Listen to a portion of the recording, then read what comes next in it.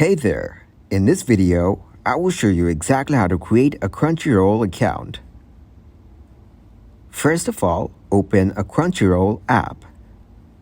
Crunchyroll has all your favorite anime all in one place.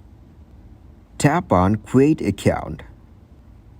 Simply enter your email and password to create an account. Now, check the pricing plan of Crunchyroll.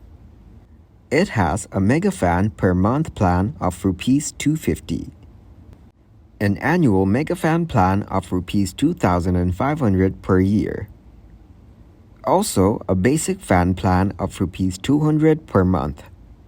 You can subscribe to it with a free trial as well. That's how you can create a Crunchyroll account. Thank you very much for watching, and don't forget to like the video and subscribe to the channel.